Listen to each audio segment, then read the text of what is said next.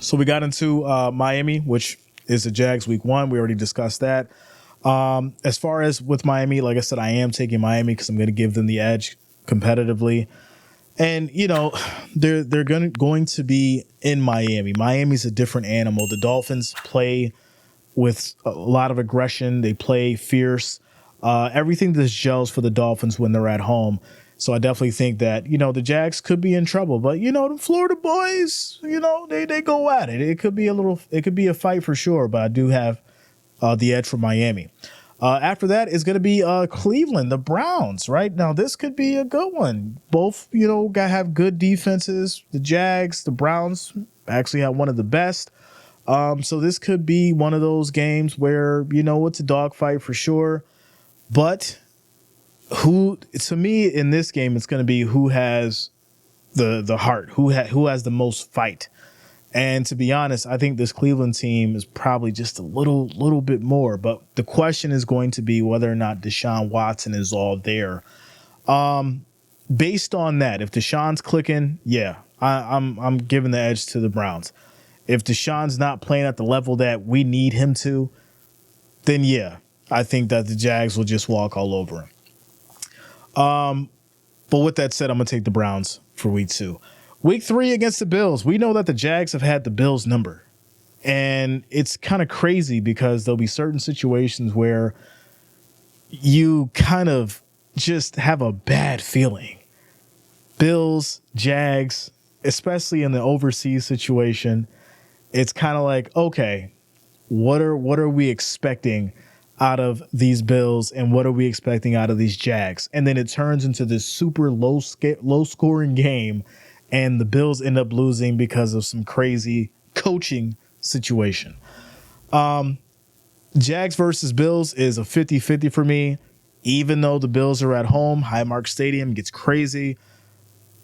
But we know how the Jags work. And if you sleep on them, they will end up finding a way to win. But this will be a Monday night game against the Bills. All eyes on Allen and Lawrence. This is one of those games on a Monday night that could be history in the making. We'll have to see. But I'm going my Bills on this one.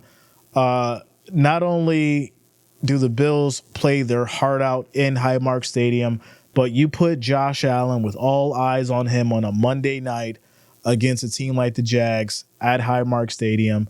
It's going to be lights out. I'm rocking with the Bills at home for week 3. Week 4, they'll go against the Texans, Houston Texans. Like I said, we talked about Shroud and company, everything they've done over there. I'm going to rock with the Texans. I do think that there's a lot of talent with the Texans. I do think that they're riding off of huge momentum from last season. Yes, they went to the postseason. Yes, they did lose. But to be honest, I don't think you could ask for any other thing out of CJ Shroud and this squad. Except for, hey, this was your first year and you just didn't have the experience to get to the next level. Well, guess what? Now this is you getting to the next level. You come into this season, you're ready to go. I do think that, the Texans will give the Jags some problems, especially with the Jags going to Houston. So I'm going to take the Texans there. After that, week 5, it's going to be the Colts. Once again, Anthony Richardson is my question mark. If he's back, he's physically ready, he's mentally ready. I do think that the Colts could be an issue for the Jags as well. Defensively, that's what it's basically going to boil down to. I'm hoping that Lawrence is ready to go. I'm hoping that Lawrence is, he's got over his injury himself, because it's kind of like the same situation. You've got Lawrence coming back from an injury. You've got Richardson coming back from an injury. Who's going to play safer? That's basically what it's about. But from a point of talent, yeah, this is Jags. From a point of talent, this is Jags. I just don't see Anthony Richardson really being able to put up much against this Jags defense as well, considering that we're just not sure how he's going to be playing at his full potential. So, yeah, going Jags there. Week 6, this is going to be an international game against the Bears, which Caleb Williams and company, week 6. This could be a really good one. Now, normally when the Bears play, we're not really even scratching our head. We almost know what's going to happen unless something else crazy happens. But I will say, as far as with Caleb Williams, it's a question mark because we know what he's done with USC. We know that he was the number 1 draft pick, but how is that going to translate over into the NFL, this being your first season as a rookie? And, are you going to be able to display those Superman moments that you had on an actual real game time NFL field? So, yeah, I think with this one, I got to go Jags just because they love being overseas for some reason, and they're very difficult to beat overseas. I don't know if it's the time. I don't know what's going on with Trevor Lawrence, but he finds a way to win overseas at 9:30 in the morning. So, yeah, I think it's a safe bet. After that, they've got New England overseas as well at 9:30 a.m., so you know my answer to that. But Green Bay, this is a good one. Jordan Love, we just talked about it. Will Jordan Love actually continue on and keep Green Bay's momentum? Because he's kind of in the same situation that CJ Stroud is in, right? This new class of new quarterbacks coming in and taking the reins of these teams. Can they keep things going? And that's kind of where Jordan Love is. And this could be a strong, very good battle between the Jags and Green Bay. I will give the edge on this one to Trevor Lawrence and company because they do have a little bit more talent than Green Bay. But if this young Green Bay team gets going and Jordan Love finds that momentum and can really get this team hyped up and ready to go, it could be a long night for the Jags. But I will lean, or long day for the Jags. I could lean towards him, though, as far as considering the talent. Shout out to Timothy Jordan for liking the stream. Thanks a lot, man. Thank you for the support. Thank you for the love. Cat Daddy, what up, man? What's going on with you? As for Philly, right? We've been talking about Philly and Jalen Hurts. Now, this individual who I have became to scratch my head. It's when I think about the Eagles, I go like this sometimes. And that's not even like a joke, like a ha-ha moment. I really sit there and I go like this sometimes because you start off so strong last year and then you just completely bomb. And I called it. It was one of the worst predictions I made last year. I said that the Eagles would start off strong and then they'd lose 4 in a row. And I said that in week 5. And everybody was so mad at me and so upset. And then it happened. And then the Eagles had just vanished. And you could blame it on sicknesses. You can blame it on this. You could blame it on that. When you play at an elite level, you are expected to go out there and perform and execute. And if you don't do it, then obviously you weren't the individual for the job. So if you were sick enough to where you couldn't get the job done, sit on down, bring the secondaries in, and then let them take the L.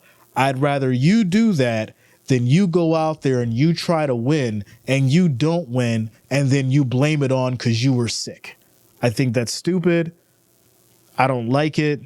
If you're out on that field, take the loss, take it like a man, move on from it and learn from it. But don't try to pin it on the fact that you were sick or you didn't feel good or you had bad sushi or your baby mama mad at you. You go out there, you step out on that field, you play ball, you go to win. And if you're not feeling up to it, then you put in your second string and they go out there and they try to do what they can do. So unfortunately, I'm not sure that the Eagles are going to be what we've known them to be going into the next season.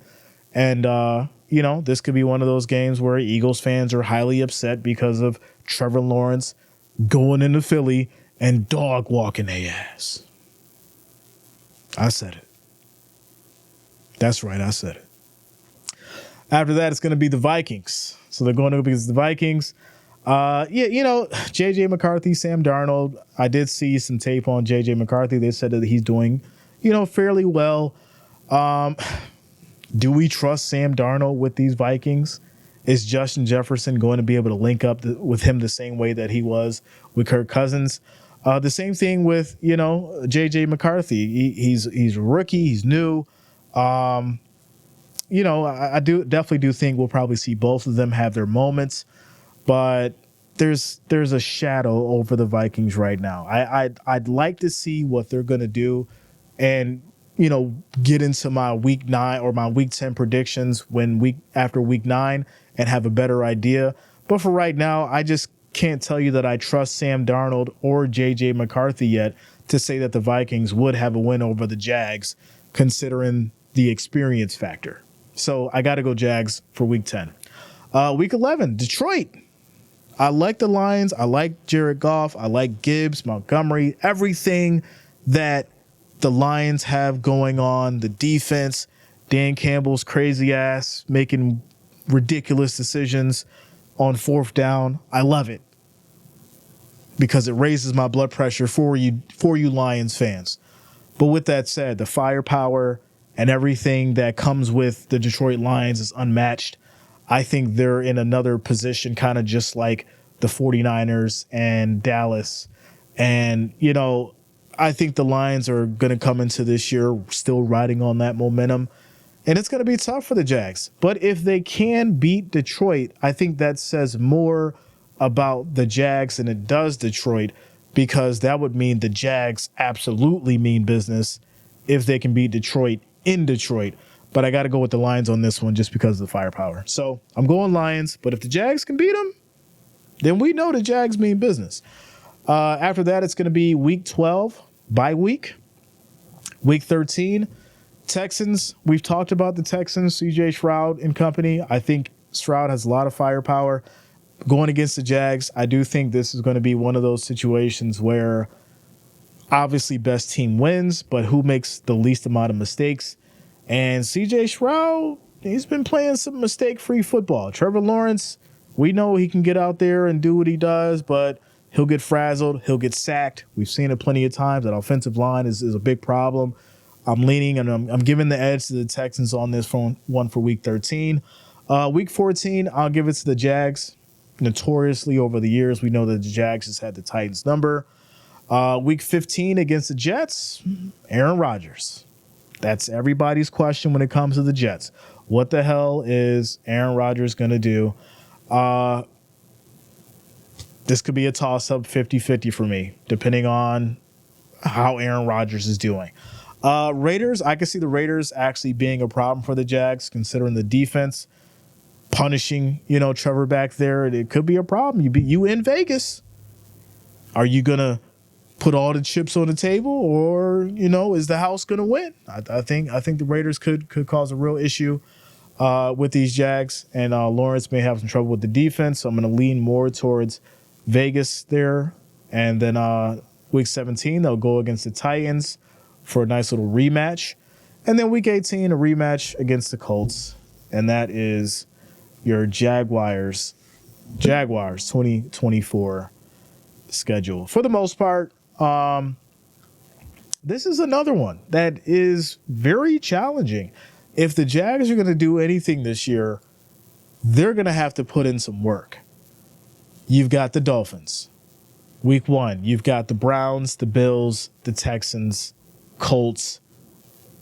Week 1 through 5, I hope you're playing your heart out because your work is cut out for you. Then, 6, you've got Caleb Williams. But hey, for all we know, Caleb Williams could come out and be that individual. And we're all sitting there like, oh, okay, this Bears team is different. I'm throwing out the hypothetical. Shout out to you, Immortal. But hey, let's just say that it's not that. And let's say that this is easy because we know how the Jags do overseas. You also got, back-to-back game there with New England. So week 6 and 7 is kind of like a breather from the super challenging teams. But then you're right back at it with Green Bay, right? And yes, I talk my shit about Philly, but at the same time, if Philly is clicking and if Philly is working at the level that we know they should, not what they can, what they should, then yeah, Philly can definitely cause some trouble with the Jags. And then, the Vikings and the Lions, it can be a little tough. Then you're right back to the Texans, and then you've got maybe a lesser challenging run with the Titans, the Jets, potentially the Raiders, and then the Titans again and the Colts. So basically, between week 1 through week 11, these Jags are going to have to do some amazing work if they're going to make it to the postseason.